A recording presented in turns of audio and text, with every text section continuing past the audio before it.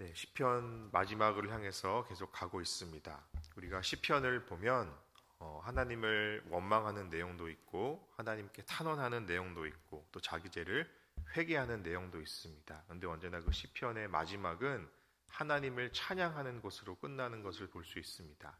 이 시편 전체적으로 봐도 이 시편 안에는 참회 시도 있고 탄식 시도 있고 또 하나님께 항의하는 시도 있고 여러 가지 시가 많이 있습니다. 그러나 이 시편 마지막을 향해서 오면서 오늘도 이 시편은 할렐루야로 시작해서 마지막 할렐루야로 끝나는데요. 언제나 하나님을 찬양하는 것을 마지막으로 한다라는 것을 상징한다고 볼 수 있습니다.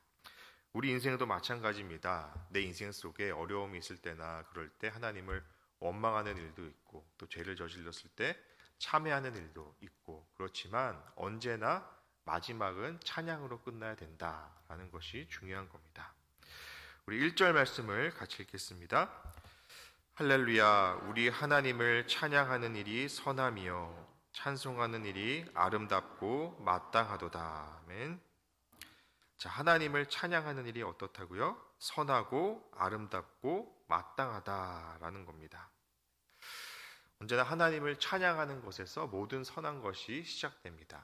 우리가 선한 일을 하려고 한다면 하나님을 찬양하는 것에서 시작돼야 됩니다. 또 내 영혼이 먼저 하나님을 찬양해야 내 영혼이 기뻐지고 또 그것이 하나님 보시기에 아름답고 마땅한 일이다 라고 말씀하고 있습니다. 왜 하나님을 찬양하는 것이 선하고 아름답고 마땅한 일이냐? 우리 2절과 3절의 말씀 같이 읽습니다. 여호와께서 예루살렘을 세우시며 이스라엘의 흩어진 자들을 모으시며 상심한 자들을 고치시며 그들의 상처를 싸매시는도다. 아멘. 왜 하나님을 찬양해야 되는가? 바로 우리 예루살렘을 세우시고 흩어진 자들을 모으시고 상심한 우리의 마음들을 고치시고 치유하신다라는 그런 분위기 때문입니다. 아마 이스라엘 백성이 바벨론 포로로 붙잡혀 갔다가 예루살렘으로 돌아왔던 기억도 하는 것 같습니다. 흩어진 자들, 디아스포라로 흩어진 이스라엘 백성들을 다시 고향 땅으로 불러주시고 하나님은 이들을 세워주셨습니다. 이들이 갖고 있던 마음의 상처들을 고쳐주시고 아픔을 싸매주시면서 위로하시는 하나님, 구원하시는 하나님, 하나님께서 정말 우리를 사랑하시는데 피상적으로 사랑하는 것이 아니라 우리의 아픈 마음들을 어루만지시고 고치시고 상처를 싸매주시면서 그렇게 사랑하시는 하나님께 내가 찬양하지 않을 수 없다. 그렇게 찬양하는 일이 선하고 아름답고 마땅하도다 고백하고 있는 겁니다. 그런데 이렇게 하나님을 찬양으로 나아갔더니 하나님께 감사만 하는 것이 아니라 하나님이 지으신 이 모든 세계가 하나님의 섭리에 의해서 하나님의 뜻에 의해서 돌아가고 있구나라는 그 하나님의 섬세한 손길도 느끼게 됩니다. 창조주 하나님에 대한 섬세한 손길인 것이죠. 우리가 흔한 말로 영성이 깊다. 영성이란 말을 하는데요. 영성이 좋다. 영성이 깊다. 이 영성이란 말이 무엇일까요? 이 영성은 우리의 작은 일상 속에서 하나님을 발견하는 것이 영성입니다. 작은 일상 속에서도 하나님을 발견하고 하나님의 마음을 깨닫고 하나님의 말씀을 깨닫고 하나님께 가까이 가는 것이죠. 우리 4절 말씀을 한번 읽겠습니다. 4절입니다. 그가 별들의 수요를 세시고 그것들을 다 이름대로 부르시는도다. 아멘. 네, 우리가 밤하늘의 별을 보면 별들이 참 많을 때가 있는데요. 네, 여기 도시에서는 잘 안 보이지만 외곽으로 나가게 되면 수많은 별들을 볼 수 있게 됩니다. 저희 눈에 그렇게 보이는 육안으로 보이는 별들이 그렇게 많은데 그 별들을 셀 수 있을까요? 네, 셀 수 없습니다.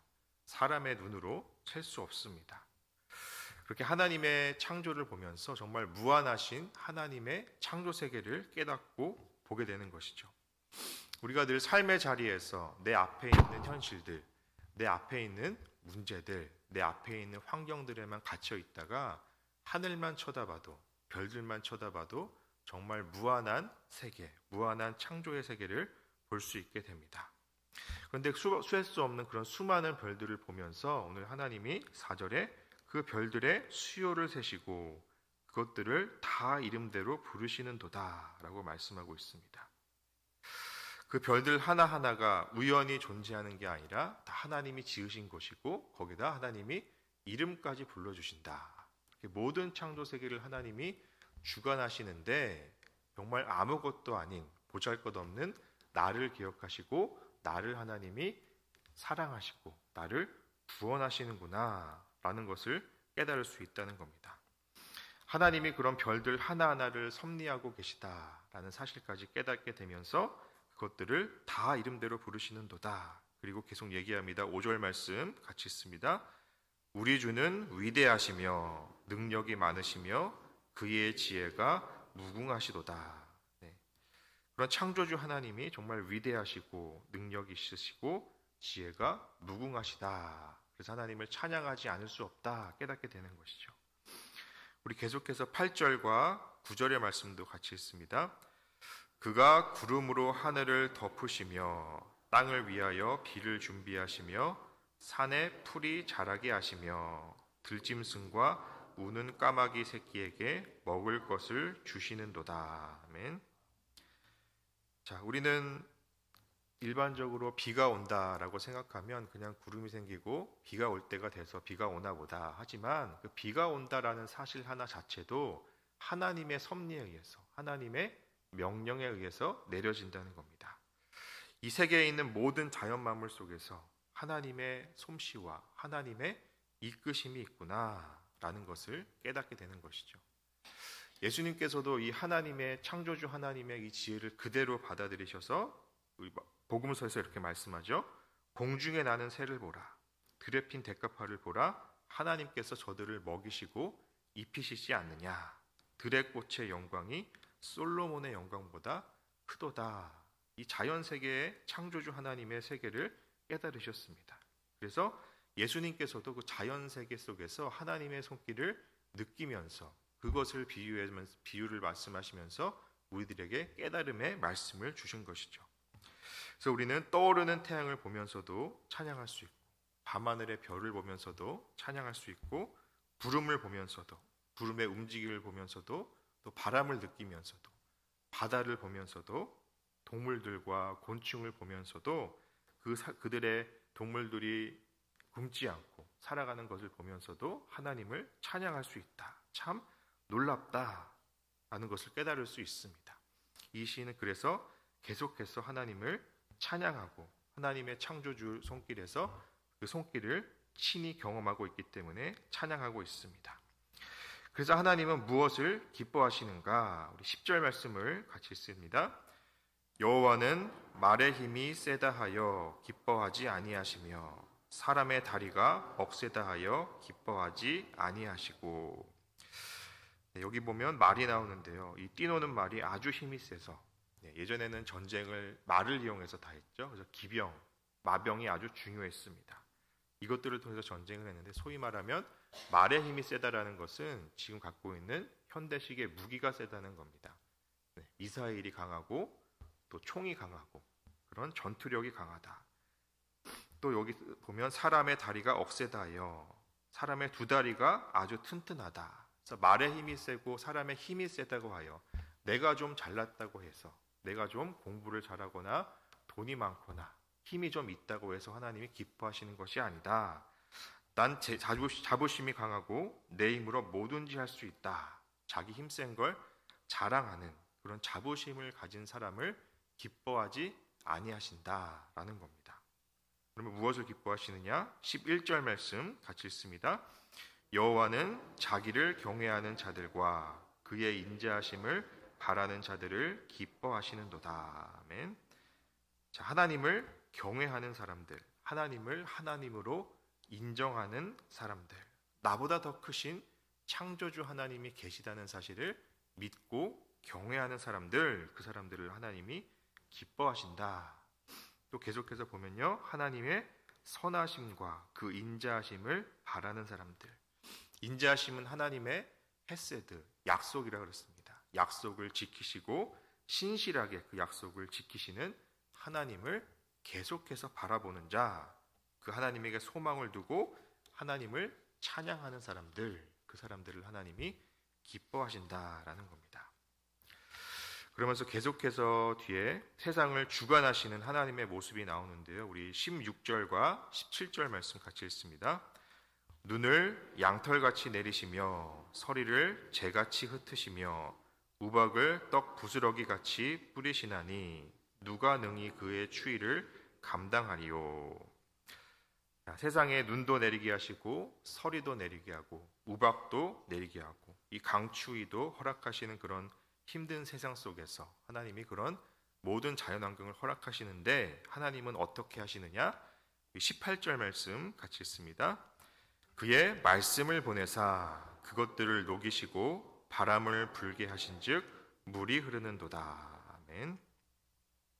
자, 말씀을 녹이시고 말씀을 보내셔서 그것들을 녹이시고 바람을 불게 하시면서 물이 흐르는도다. 자, 여러분 겨울이 지나가고 봄이 오는 소리가 있습니다. 네, 그 아주 듣기 좋은 소리인데요. 바로 눈이 녹으면서 그 산골에 시냇물이 흐르는 소리가 있습니다. 물이 흐르는 소리. 여기 물이 흐른다라고 나와 있는데요. 그렇게 졸졸졸졸 흘러가는 소리, 바로 봄이 오는 소리입니다. 추위가 물러가는 소리입니다. 그런데 그 소리를 그냥 이루어지는 것이 아니라 바로 하나님이 말씀을 보내사 그것도 하나님이 주관하셔서 나오는 소리다라는 겁니다. 우리 인생은 때때로 우박이 내리고 서리가 내리고 눈이 내립니다. 그런 추위를 경험할 때가 있습니다. 그러나 그때에 하나님이 말씀을 보내사 그런 추위와 눈과 우박들을 녹아내리게 하신다라는 겁니다. 그 녹아내리게 하시는 그 봄이 오는 소리를 듣는데 그 소리가 바로 하나님이 말씀을 보내사 하나님이 나에게 말씀을 주시면서 그런 추위를 녹이신다라는 겁니다. 그래서 말씀으로 우리를 녹이시는 하나님을 찬양하고 있습니다. 말씀을 맺겠습니다. 하나님을 찬양하는 일은 선하고 아름답고 마땅한 일입니다. 내 안에 이런 선하고 아름답고 마땅한 찬양하는 일이 혹시 사라지진 않았습니까? 내 안에 감사가 없다, 찬양이 사라졌다. 그러면 다시 한번 돌아봐야 됩니다. 왜 내가 찬양을 사라졌을까? 감사가 나타나지 않았기 때문이다. 왜 감사가 안 나타날까? 내 삶의 작은 일상에서 하나님의 그 섬세한 손길을 느끼지 못하기 때문이다. 세상의 프로그램들을 보면 요즘에 가수 오디션 프로그램들이 많이 나오는데요. 네, 심사위원들이 그 가수의 노래를, 그 일반인들의 노래를 보고 평가하는 겁니다. 네, 이 일반인들이 노래하는 걸 보면서 심사위원들이 저 사람이 정말 가사에 영혼을 담아서 노래하고 있구나. 다 심사위원들이 하나하나 정확하게 평가하는 것을 볼 수 있습니다. 우리도 찬양할 때 이 찬양이 정말 내 영혼의 찬양이 되고 있는가? 이 찬양이 정말 내 고백이 되고 있는가? 그냥 우리가 기도를 할 때 기도문을 읽고 그냥 머릿속으로 입으로 소리내서 읽고 그렇게 기도문만 있는 것이 아니라 정말 내 속에서 내 영혼의 속에서 울려 퍼지는 기도가 되는지, 찬양도 마찬가지로 내 영혼의 속에서 나오는 찬양이 중요한 것입니다. 그러므로 기도가 멋있고 미사여구가 많고 아름답고 그것이 중요한 것이 아니라 그 속에 나의 진정성이 담겨 있는 것이 중요하고, 또 내가 찬양에 부를 때 무엇보다 내 영혼이 감격하고 정말 하나님의 손길을 느끼면서 하나님께 감사하고 있는 찬양을 하고 있는 것이 중요한 겁니다. 우리 1절 말씀을 한번 같이 읽을까요? 1절 말씀 같이 읽습니다. 할렐루야, 우리 하나님을 찬양하는 일이 선함이요 찬송하는 일이 아름답고 마땅하도다. 아멘. 네, 정말 하나님을 찬양하는 일이 좋고 선하고 아름답고 마땅합니다. 왜냐하면 하나님은 상심한 자를 싸매주시고 고치시고 흩어진 자들을 다시 한번 모으시고 세워주시는 분이기 때문입니다. 그리고 우리가 살고 있는 이 창조 세계를 주관하시는 분, 모든 별들의 수요를 세시고 이름까지 불러주시는 그분, 언제나 하나님의 섭리로 보살피시고 때때로 우리 인생에 추위가 오고 눈이 내리게 하시지만 말씀을 보내셔서 봄이 오게 하시고 그 눈들을 녹이게 하시고 말씀으로 내 인생을 따뜻하게 하시는 분, 그 하나님을 찬양하지 않을 수 없는 것이죠. 오늘 하루도 하나님, 이 찬양하는 일이 내 안에 계속되고 이 선하고 아름답고 마땅한 찬양이 내 영혼 속에서 우러나오는 그런 하루를 보내는 저와 여러분 되기 바랍니다.